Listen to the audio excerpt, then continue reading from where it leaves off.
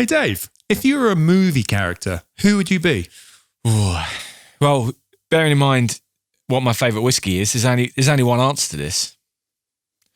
Ein Ron Burgundy. Stay classy, San Diego. Wrong, Burgundy. Okay, fine. Be that way.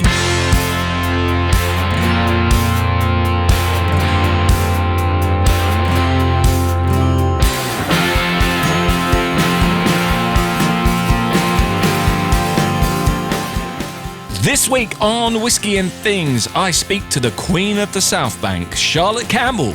And we sample Buffalo Trace Bourbon and hear tasting notes from our very own six-armed guru, the Whisky God. Don't forget to get in contact with us on any of our social media platforms. You can find us on Twitter and Facebook at Whiskey and Things, and on Instagram at Whiskey and Things Podcast. That's whiskey without an E. And why don't you give Dave and I a nice, juicy 5-star review while rating and subscribing to us on your favourite podcast platform, because we really need that dopamine. You're listening to the Whiskey and Things podcast with Dave Giles and Nick Kent. Hello, welcome to Whiskey and Things. My name is Dave Giles. And I am still Nick Kent. That's good to know. Yeah. That's good to know. Yeah. Welcome to episode 7. We're in a whole new month now. We're on our 3rd month. We started in March, now it's May. Amazing.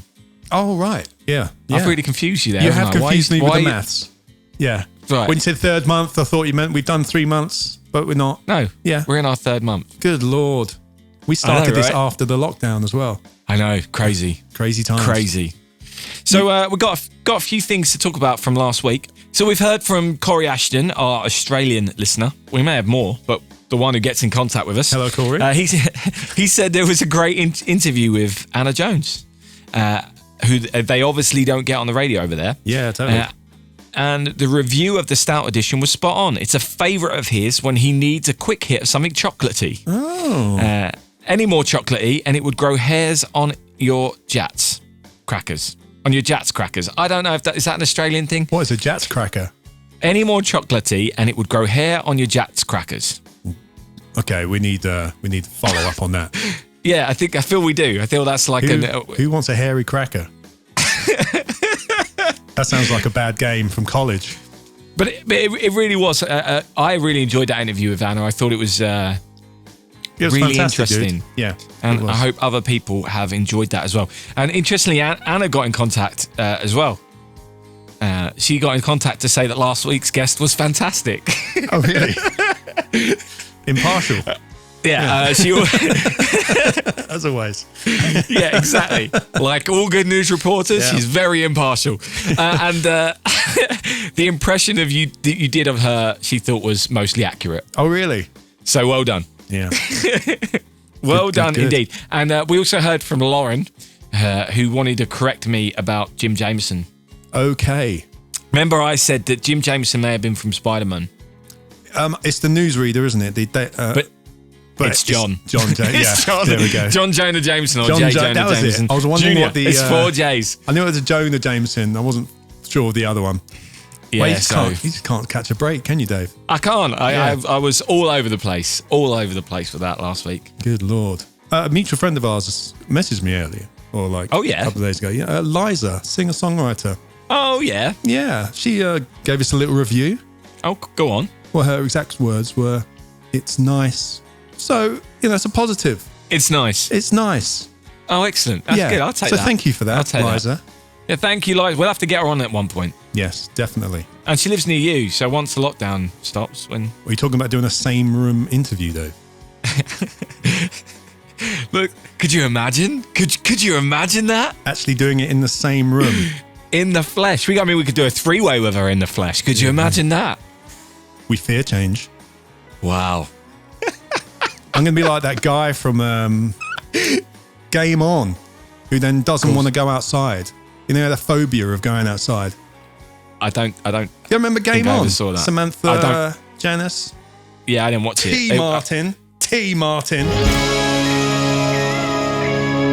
Come over to Kentucky and enjoy some bourbon. This week's whiskey. We are drinking a bourbon this week. We're going to Kentucky. Kentucky bourbon. and we're going to have some Buffalo Trace. Yes, this is one I drink quite a bit. This is kind of my everyday drinker. If I was to drink every day, it's daily. It's bottom shelf daily. It's very reasonable.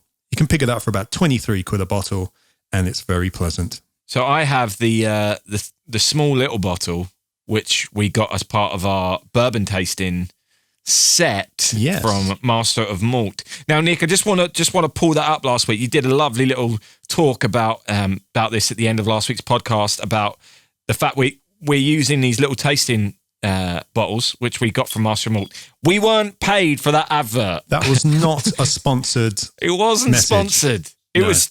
We just really like it. There are other online spirit delivery services available, I'm sure, who may do the same options. But this suited us, and we're too lazy to look for any more. So we just went for this one.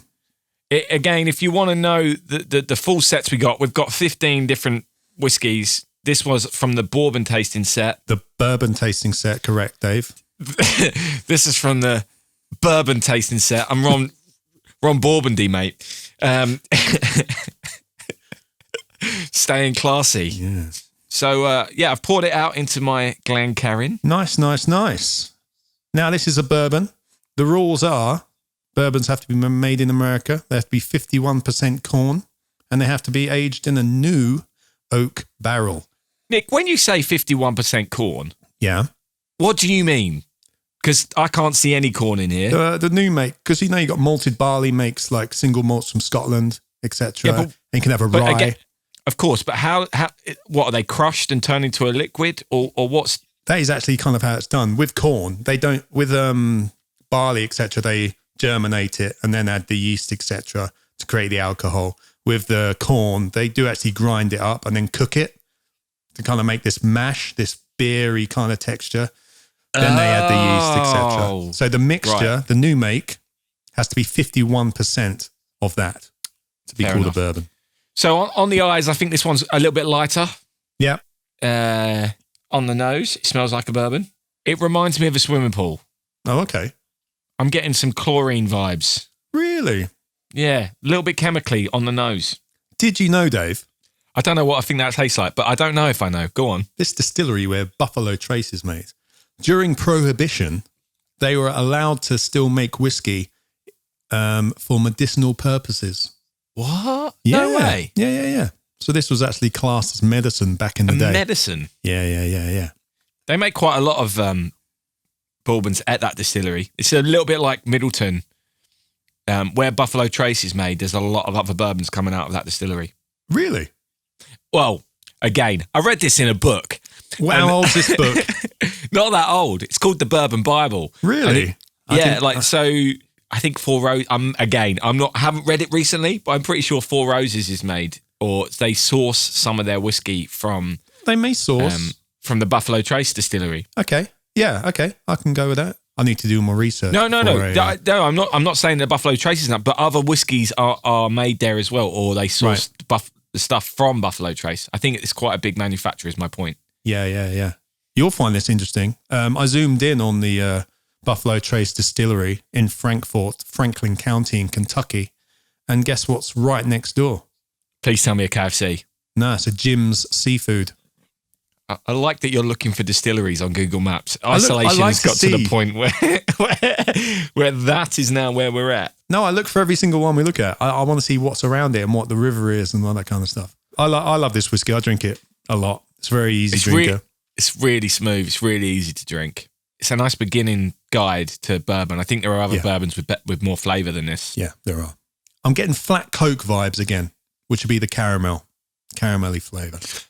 Okay. I'm struggling to pick up any different, unique flavours. It just tastes like bourbon to me. I think I'd still go with a Bullet over this. Yeah. Personal preference. Mm-hmm. But it's not that much more expensive. No. But it's good. I like it. Our review is, we like it.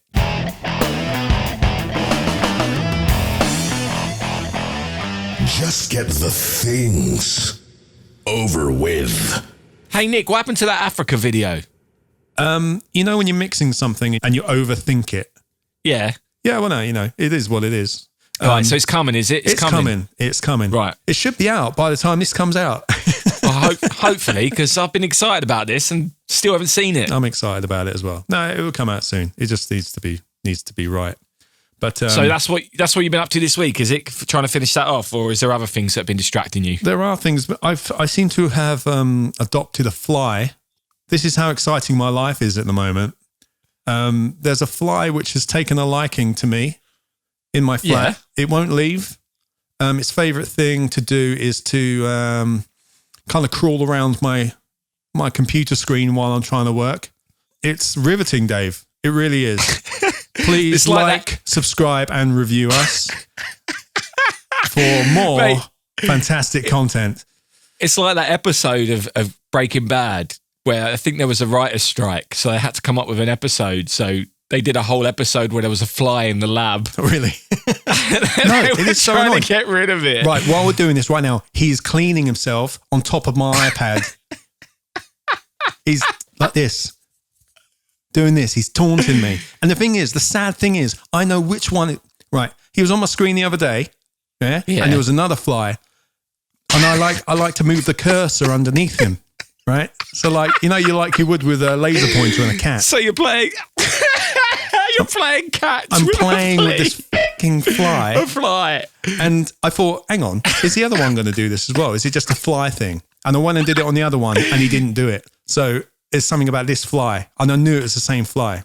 Can you just open your window? He won't fly out. He doesn't want to go out. He likes my warm screen. I'm trying to watch some movie. I've named him. What's his name? Marty. What? It took me a second, but that's amazing. Yeah. And he is Scottish because he seems to like sitting on the old Lagavulin. Oh my God. So we got Ron Burgundy and Marty the Fly. Well, it's Scottish, so it's Marty McFly. Love it. Love anyway, it. Let's move on from that because, good God, we've just lost all our Patreons. What have you been doing this week, Dave? Well, obviously, I've had the fallout of my announcement of my next project, and the response has been wonderful, which has been quite overwhelming, to be honest. So I've been mostly spending time packaging things which need sending out. Okay. Sweet. And finishing off some little bits here and there, which I'd already started. But yeah, not that much. But I did manage to have an interview with Charlotte Campbell. Ah, yes. She's awesome. She is. Now, some people may, if you've ever been to London and you've walked down the South Bank by the London Eye, you may see that there's always some buskers out. And someone who's out pretty much 5 days a week is Charlotte. And she's blonde hair. She sometimes wears a flower crown. And the most wonderful voice, always pulls in a good crowd around her. And we were introduced, I first found out about her actually, when the BBC did an article on her because she uploaded a video of her doing an Ed Sheeran cover. Okay. And it got taken down for copyright infringement or whatever.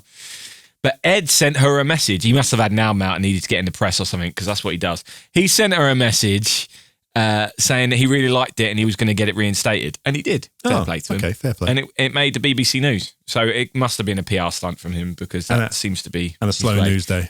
Yeah. Yeah. But that was when I first heard of her in terms of, and I was like, that's the girl from the South Bank. Cool, I know who she is. And then my friend Lewis, who I met through touring, he's a singer-songwriter as well, and he also bussed down on the South Bank, and then he actually formally introduced me to Charlotte, and that's how we met. And we were planning on doing a tour at the end of this year together, me and Charlotte, but who knows whether that's going to happen now. But I figured it would be interesting to talk to her. Welcome, Charlotte. Thanks very much for coming on. Hello, thank you for having me. First of all, how would you normally introduce yourself in this kind of environment? Hello, my name's Charlotte Campbell. I'm a full-time musician and busker from London. That's kind of what I was hoping you were going to say, because then I can now go back into your origin story. Okay. How long have you been busking for? 7 years, I think. 7 or 8 years, yeah. 8 years this year. You are pretty much the darling of the South Bank, aren't you? I mean, I don't know if you would call yourself that. I don't think I would, but yeah, that's nice of you to say. Anyone I know who I mention street musicians in London will always go, oh, have you seen that girl down the South Bank? She's really good. And I'm like, do you mean Charlotte? She's like, yeah, the one with the blonde hair. I was like, yes. So do you ever wonder how many tourist vacation memories you may be included in? Yeah, I do. It's really lovely, actually. I get some really lovely messages about that, and that people say like, oh, you were the soundtrack to our London experience. And I'm like, that's mad, because London's massive. Yeah. And there's so many things in London that could have like caught their ear or caught their eye or been part of their memory, but it is sometimes me, which is a really nice, it's a really lovely thing. But I want to go back further than this. You went to the Brit School. I did, yes, yeah. Good research. Yeah, it's not my first rodeo. What was that like? Because obviously, am I right in saying that Amy Winehouse and Adele came through the Brit School? Yes, yeah. Do you feel pressure when you're at a school that has such high class alumni that you're supposed to go on and be superstars as well? How does that work? I think, to be honest, when I was there, Adele was maybe 2 years above me. So by the time she was getting really, really famous, I'd already left. So in that sense, I didn't feel the pressure while I was at the school. There was an excitement and a kind of prospect that you could do well if you worked hard, but it wasn't like, if you go here, you'll be Adele, because Adele wasn't Adele when I was at school. You know, she was just someone who was starting to do well, and the teachers spoke very fondly of. And Amy Winehouse was like a big deal, but I think she may have dropped out. So I don't think she was like one that the Brit School were hugely promoting us to be like. So I don't know. I didn't feel the pressure when I was there. It just felt like I felt really privileged to have that opportunity, and that I knew that I was being taught by great teachers, and that there was I was surrounded by a lot of really talented people as well. So it was very inspiring. It was a nurturing place for artists that wanted to be something when they were too young to know what something was, I think. Yeah. So since school, you've been very busy, and you've actually released 3 albums and a compilation album, which we'll discuss more about later. But your last album was actually in 2017. Yes. Does that not seem like forever ago now? I know, yeah. In a way, it feels like yesterday, and in another way, it's like, well, it's 2020 now, so that's definitely time's gone by. But to clarify, it's not that you've not been making new music. You now have a Patreon page where you put up one song every couple of weeks. Is that right? Yes, exactly. Yeah. I just felt like I'd released 3 albums, and I'm proud of them. And you know, I put everything into them at the time. But I realized, I think, that in the way that people release music now, people don't really release albums anymore. Like, it's more common that you'd release a single. So I had this kind of idea that I would make my new songs more exclusive to my people who follow me and are fans of mine.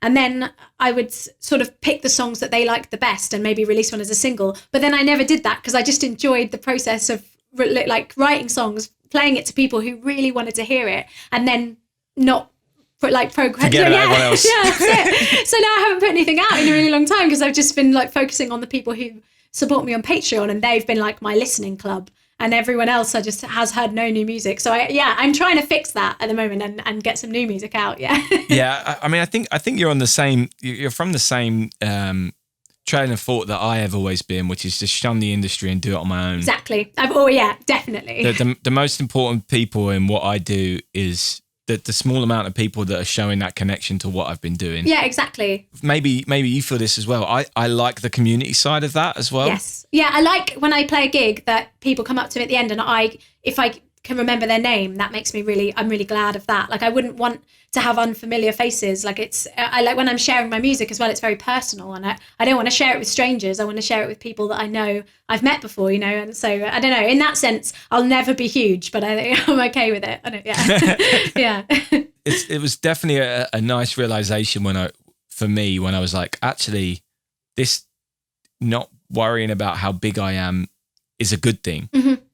And embrace it. Yeah, me too. I think we're definitely on the same page in that. Like, yeah, it's really nice. It's a lovely thing to make peace with your, like, the level of success that you've got, and wherever it goes from here is a bonus, I think, as well. So you recently, similar to me again, started touring, doing more things within Europe. Mm-hmm. Yes.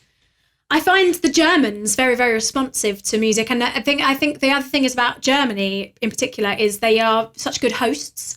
And that they really make you feel like welcome, you know, and so I really love that, because they in the UK, obviously you can play to a crowded room and nobody listens, and in Germany that very rarely happens. They all sit and listen politely, and the people who have put you on will make sure you have food and make sure you have somewhere to stay, and it's just yeah, it's really nice. It's really nice. So I've really taken to that.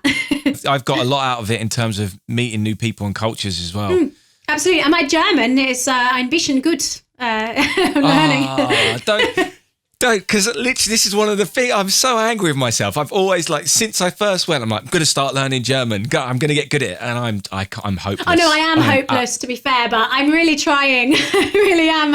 And they're so sweet about it, because, like, I'll just say everything wrong, but they'll sort of just go, oh, well, and then just speak back to me in English. I'm like, oh, okay. Well, I did try. There was one phrase that Danny, my friend who I toured with once, tried to learn, and he was trying to say it at the start of every gig because he thought it was a nice introduction, and that was, you have a nice face. I don't know why he thought that was something that he needed to say over a microphone to a crowd, but that was what, and we got told by someone in Bavaria, and obviously then no one else in the country knows what we're trying to say because the dialect. But du hast ein schön Gesicht is like, it's one phrase which I know how to say in Bavarian. You've got a nice face. Well, that's nice. That is a lovely thing to say. But yes, it doesn't get you very far when you're trying to order some bread in a shop or something like that. But maybe you get it for free. I don't know. Well, I can say it's nice to be here, which is a nice thing to say on stage. It's ich freue mich, hier zu sein. There is no way I'm attempting that. I can also say kann ich streicheln dein Hund, which means can I stroke your dog? But it also, you have to be very careful because stroke in German is streicheln, but strike is streichen. So you have to be really careful because you might just approach someone and say, can I hit your dog, please? Hit your dog. Yeah, so I tend to just ask in English if I can stroke their dog, and they usually say yes. So that was the first part of that interview. We will come back to that later on in the episode. And of course, as always, the full interview, which was about half hour long, will be up on our Patreon page, www.patreon.com/Whisky and Things with no E. Yeah, she's awesome. I remember a few years ago, like just laying in the sun on the South Bank, listening to her, and then looking her up afterwards. She's great. She's really good. Yeah, she is really good. Do you know what, Nick? It made me wonder whether we should be putting up a new song a week on Patreon. That sounds like a lot of work, Dave. It does sound like a lot of work, doesn't it? Anyway, no, if you're on our Patreon, no, we won't be doing that. But by all means, go and find us. Hey, y'all, it's Bourbon and Things. So it turns out, looks like Josh struck a nerve with the Whisky God last week with a Lakitu. Has there been another spat online? Well, Amar posted a wonderful composite of Whisky God's face on top of Lakitu. Right. He didn't seem very happy about it on Twitter, that's for sure. The God was not impressed. Don't anger the God, we told you. Don't anger him. Seriously. The weather's not that great here at the moment, so I have a feeling he's just going to come in. Maybe he'll make it better. Maybe because it is nasty outside, he'll come in and get rid of the clouds and just be a breath of fresh air. Well, it would be nice, wouldn't it? I doubt it very much. But how are we going to do that? Oh, he's just going to turn up. I can't be bothered to shout the key to. Let's just do, if you're there, just come do it because we've got things to do. Yeah, hurry up. Oi. Oh, look, there he is. Greetings, gentlemen. Hey, God, are you anything to do with this? There's an old Irish whiskey that hasn't been on the shelves for 100 years has just come back. They're reopening the distillery. Is that anything to do with you? Pray to this God, and you will be rewarded resplendently. Good word. It's been a while since we've done something like that. Yeah. It was a good word, though. Thanks, God. Resplendently. So while you're feeling in fine form with your vocabulary, can we have your tasting notes on your all-round notes for the Buffalo Trace Kentucky Bourbon Straight Up Whiskey? Is that right? I don't know. Just making it up now.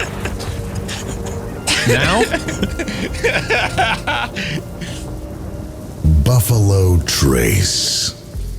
Tasting notes. On the eyes, a light, friendly amber. On the nose, Buffalo Trace is instantly welcoming. You're hit with corn and wood, notes of citrus rinds, light caramel, honey, and even a little brown sugar. On the palate, immediately you notice a high level of sweetness you did not expect. This may not be for everyone. You will experience a light dance of the quick citrus notes embraced by grain and oak, coming from the rye and corn in the barrels, respectively, of course. Expect hints of dark fruit, light vanilla bean, to whispers on the finish of, I don't know, wood. He said wood. Calm down, children. Overall, this whiskey is in the tier of what I would call starter bourbons. That is not to say it is low quality, but only to say that it provides a very simple but pleasant experience. What Buffalo Trace lacks in complexity, it makes up for in its welcomeness. This bourbon is simple, smooth, and effortless. It may even be too light of a flavor profile for some bourbon drinkers. While the high sweetness is not for everyone, I heavily suggest that a bottle of Buffalo Trace should be at the ready in all bar collections at all times. At the very least, to introduce another welcome friend into the world of bourbon. Ta-ta.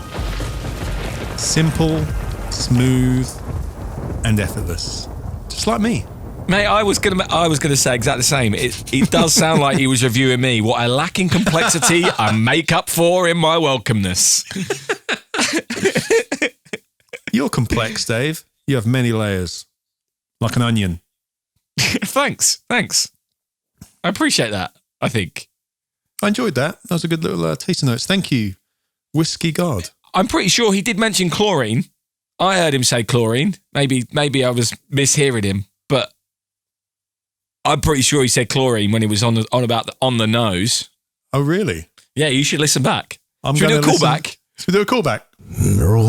Hero, you're hit with corn. Corn. No, looks like he didn't say chlorine, mate. All right. It's a bit embarrassing. We'll move on. Can't talk. I can't talk. I can't hear. Just getting old. Getting old. I want to hear the second part of your interview with Charlotte Campbell. Please. Fine, let's do that. Things. You have the official song of the London Night Tube. Oh, she does. Free the Night. Oh, yeah, I do, yes. So I'll tell you how. I am a busker on the Underground as well as I play on the South Bank, but I have a license to play on the Underground. And when they launched the Night Tube, they sent an email to the buskers on the TFL network saying, would you like to write a song about the Night Tube? And the prize was like a play on like all the global radio stations. Yeah. £500 and you record the song professionally in the studio. So I entered with my song Free the Night and I was the winner. And then, the Night Tube was really delayed. There was a lot of issues with it. There were a lot of strikes and strikeouts, there were a lot of problems. And so they had to delay the Night Tube, and the funding for the competition was completely pulled. They apologised about it. They said, we're really sorry, but it was funded and now it's not because of the delay. They don't want to be associated with the Night Tube because it's quite controversial. So unfortunately we can't offer you the prize, but you did win. So congratulations. I was like, oh, thanks. So my prize offered to me by TFL as a sort of commiseration was they let me film a music video on the Underground, which is like you're not legally allowed to film on the Underground. And I was the first busker to play on the Night Tube. And that was it. And I met Sadiq Khan. Yeah. Did you even get a certificate? Or Nothing. Not a plaque. Oh my God. Not even a piece of cardboard that they could have printed something on. I just have their word. I have an email. I could print it out and then put it on my wall. Frame it. Anyway, let's talk about the new compilation that came out earlier this year on the South Bank. I'd like you to talk me through your reasoning behind doing a compilation.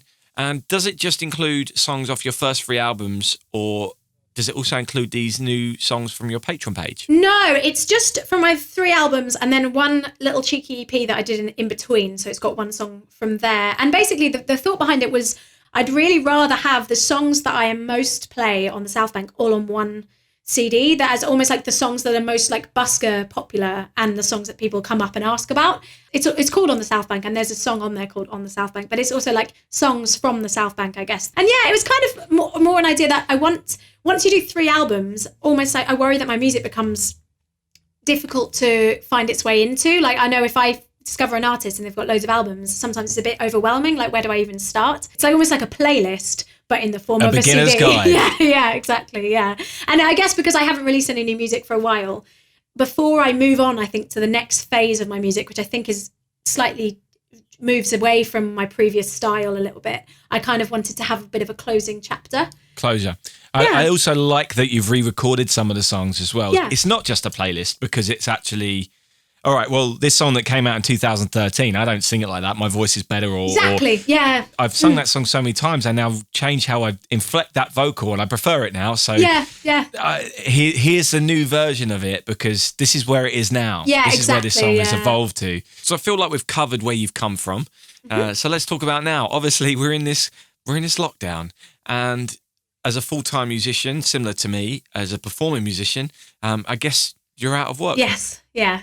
So what have you been filling your time with, or planning to fill your time with? Well, yeah, so it's been a month, which is mad, because I think when this started to go into lockdown, I was feeling quite positive. I tend to try and look on the bright side of life. So I looked at kind of what was this going to mean for me as a full-time busker and a musician, and how was I going to make a living, and what was I going to do with my time.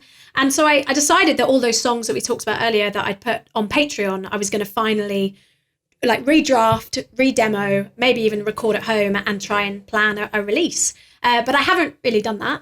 It's been a month. I haven't done that yet.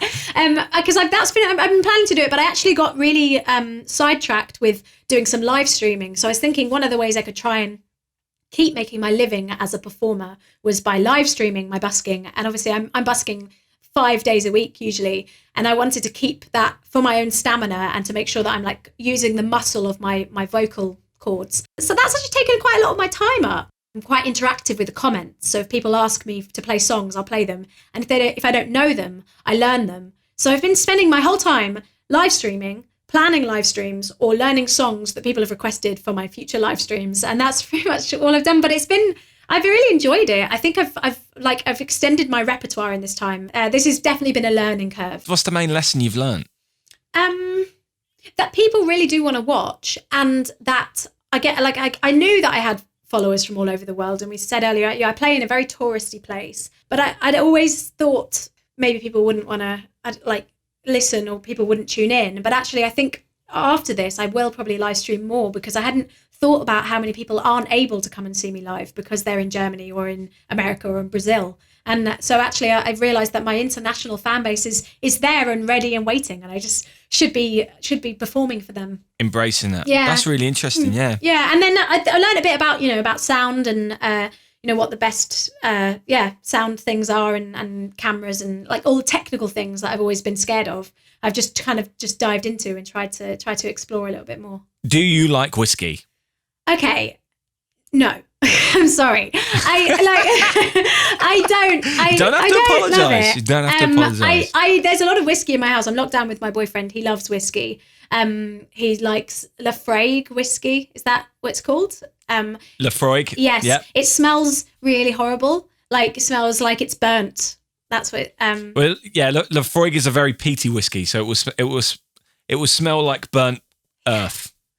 Yeah, it smells really burnt. Yeah, and he likes all those ones. Yeah, like ones that say smoky on them, or like smell like death. That's the ones he likes. But I'm really a gin fan myself. I like flavored gins. I don't know. You're not asking me this, but I'm just going to tell you. I like. I really like literally just like Gordon's pink gin. I think it's fabulous. And I also really like Tanqueray. They have an orange flavored gin. It's like Seville orange. It's really nice. What would you have asked me if I had been a whiskey fan? What you drank? Okay, gin. But gin, which is fine. Something that Nick and I have talked about is there seems to be a gender divide when it comes to whiskey, and we're not sure if it's because of how it's been marketed or not. Yeah, I know what you mean. I don't know, like, yeah, that definitely feels like that. I don't know, like, I don't feel like I'm not allowed to have whiskey. Like, I don't ever feel like it's been something that I've been pushed away from. I just don't really, I don't feel excluded from the whiskey community. It's just not to my taste. I mean, whiskey is a very strong spirit, so drinking it straight can be quite intense. I think the gin revolution started with the rise of decent tonic water, which then gave way to a load of gin cocktails, which have become very popular. And I don't think that whiskey's had that moment yet of widespread whiskey cocktails, which have brought people to the market. Well, I don't know what I was going to say, because I quite like whiskey in a cocktail. Is it with ginger beer? What's that called? Yeah, is it Moscow? Ginger ale. Jameson and ginger ale is. I'm quite a fan. I don't know what the name is. I think it might be a Moscow Mule, but I'm not sure. But yeah.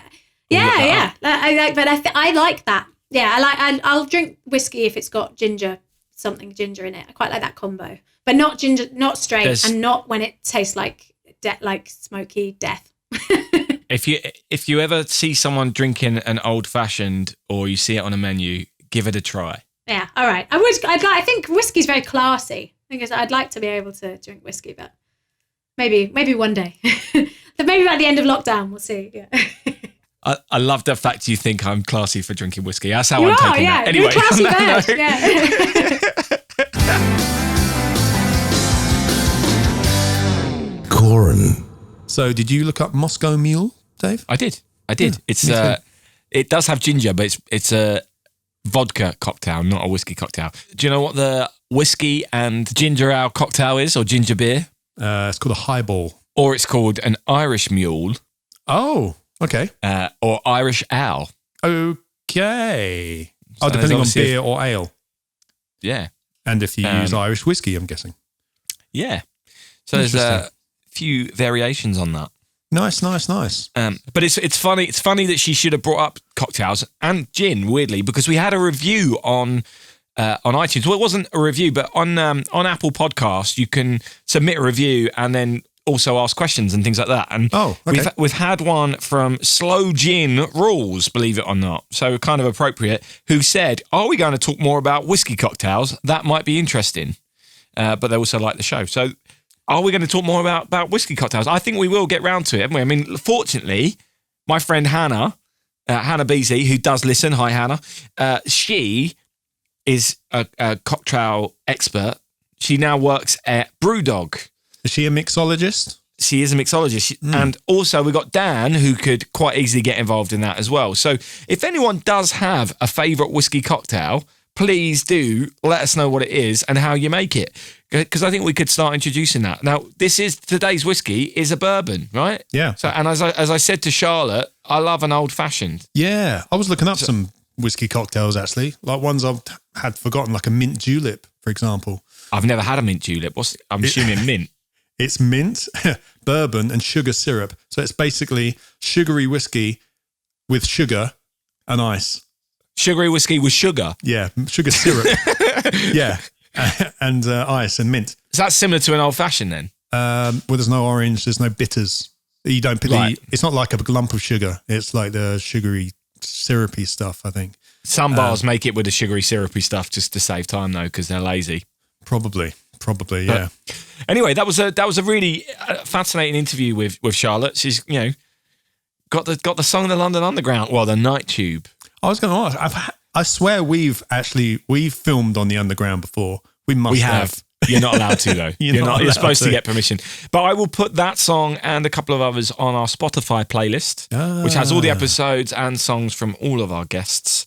And if you're interested in finding out more about Charlotte, you can find her on Facebook, Twitter, Instagram, and on her Patreon page if you want to join and get in her song a week or however often she releases new songs. And it's all the same. C. Campbell Music. Campbell, CAMPBELL. Music. So we'll put links to that as well all over the place. So thanks very much to Charlotte for coming on. Kentucky whiskey. Oh, mate, I need to shave this beard soon. It's like, I'm afraid of so I was going to trim the sides So I've been looking at pictures of Tom Hardy today, right, to see how As you he's do. done it. Yeah. I've been looking through men with style on Instagram and all that kind of stuff. Lots of Brad Pitt with beards and trying to get my beard game right. But I'm afraid if I shave the sides off and just leave the big tash and with a bit of a goatee, I'm going to look like a magician. Does it matter at the moment? Because it's not like you're going anywhere and no one's going to see you. So Which therefore, is why it not I've grown it, yeah. So it's a good time to experiment as to whether you should trim the sides, and because worst case scenario is you then just trim the rest off yeah, and of course. regrow it. Yeah, you're right. Yeah, because it's getting to the point now where I'm getting too obsessed with it. Where you like look at it in the morning, you're like, oh, does it suit me? Does it not? And you start combing it and all that, and it's taken up too much of my my head RAM. Yeah. Well, I'm growing my hair. No, I haven't. I'm trimming my beard, but I haven't trimmed my hair. I'm trying to see. I haven't had my hair this hippie. long in 7 years. It's certainly thinner on the top, but I just want to see if I can get the Bobby Charlton comb over going before the end of the lockdown. Oh wow! So next time I come and visit you, we can go down to Old Trafford and have a photo next of me next to the Bobby Charlton statue and compare notes, because I do have an egg head. I've got the perfect comb over head shape, perfect shape for it. I've not looked at your head that closely in years. You know it's a perfect egg. Anyway, we've got a few shout outs to end with.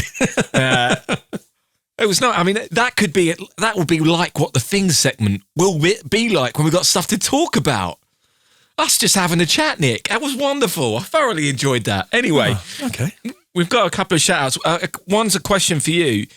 Spice Baggins has got in contact again. Spice Baggins. Who on Twitter, and I think her name is Laura. She hasn't corrected me to say it's not Laura, but I'm pretty sure her name is Laura. Hello, anyway, Laura. She wants to know if when you and Danny were in Cork, this is now a callback to episode 5, the Cork story. Do you know if the name of the pub was the Franciscan Wells pub? Do you have any memory of what pub you were in? It was the photo. Hang on, because we put up a picture. Oh, yeah. Pause. Okay. Running commentary, Nick has just left his seat to find the photos from that night. He's now back at his seat. Show commences. Yeah, I just had to leave my chair for a second because Danny and I did get a picture from that night in a photo booth, and on the picture it says Crane Lane Theatre, and this was right outside the bar we were in, or one of them anyway. Right, okay, so if the Franciscan Wells pub is by the Crane Lane Theatre, then there's a good chance you were in it. It was a very good chance. I don't think we ventured far. I might look on Google and find it. You know how much I love looking up places on Google. Let me know and I'll send her a tweet. Also, we've heard from what I like is, because obviously the way podcasts are, people can find it at different times. So although we're doing it weekly, some people are still like catching up. And coming to it a little bit later and having a full recap. So the founding member of the Nick Kent fan club, which has been running for a few years now, has finally started listening. Established 2016. Go ahead. She is a member. She's already been paying. This is how much of a keen member she is. She's a member of our Patreon, but she hadn't actually listened to the show until this week. So, that's why she stopped. Okay. She's catching up. She is catching up. And she said that she has decided that Nick needs to start up a sideline in reading bedtime stories. I think they'd go down really well with the kids. She's, yeah, as she says. And she put kids in inverted commas. Right. Just an idea, she says. And you know what? You do love, I know you aspire to be Tom Hardy, and he does all that, doesn't he? He does. Have you watched those? Yeah, they're brilliant. They are brilliant, aren't they? Maybe you could just take a step out of I'll just put on Tom Hardy's. my soft, soothing voice and read some bedtime stories. How's that sound? Story time with Nick. This is story time with Nick Kent. Nick Kent Cocktail Hour. Welcome to Cocktails by Nick Kent. Cocktails by Nick Kent. Oh, that's too much. Are you ready for another cocktail? Stop it. Right. Anyway, we've got one more shout out. And this is a callback to episode 1. So Emma Wright has been listening from Scotland. Okay. She said she loves the podcast and that she might not be into whiskey too much, but there's enough of the and things that it's still fun. However... Oh, here we go. She's asked us not to call Scots people Scotch. We may have offended some Scottish people by suggesting that Scotch is a generic term for all things from Scotland. Okay, we'll put that in the. I'll just scribble that down. Hang on. We'll put it in the suggestion box. Right now, I'm making a note of that. Okay, that's good. I'll file that somewhere. We take everything on board. We take everything on board. Yeah. We don't want to offend anyone now, do we? No. So thanks to our Scotch listener Emma for sending that in. Yeah, So what are we going to be drinking next week, Nick? We're going a bit fancier next week. We've had a few easy drinkers, some lower entry shelf level whiskies. entry level whiskies. Yeah, some more lower shelf stuff. So we're going a bit more complex next week. We're going to be tasting the Lagavulin 16 year, David. Very nice. It's one of my favourites. It's one of my favourites as well. It is a little bit more expensive. For those of you who like it was in the Scotch tasting set. It was the Regions of Scotland. The Regions of Scotland's tasting set from Master of Malt. It's one of the 5 in that. So I've got a little bottle, but you've got a nice bottle of this. I've got a big bottle, yeah, because I was giving it for a present a year ago, and I have half a bottle left because I save it, nurtured it because it's so good. It's so I'm looking forward to that. Me too. It is a little bit more expensive. My friend Lucy sent me a photo because she knows it's one of my favourites in Waitrose. It's not the most expensive whiskey in Waitrose, but it's the second most expensive whiskey in Waitrose.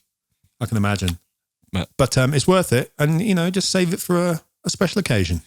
So join us next week when we talk about Lagavulin, and we're going to have an interview with someone American. Yes. We're going transatlantic. It's going to be one of 2 people, depending on time frames and but we've got one of 2 people. It's either going to be an interview from Nick or a 3-way, but we're going transatlantic next week. We are. We're going to the south of America. Not South America. They're not Brazilian.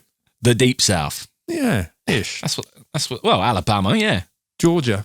Yeah, Alabama and Georgia. They're definitely the Deep South. Okay. That's not deep. I'd say, well... If they're not deep, what's deep then? There's only Florida below them. Is Florida the Deep South and everything else south? We're splitting hairs here, aren't we? Splitting hairs. Is it splitting hairs or splitting hairs? I'm boring myself, to be honest. Huh?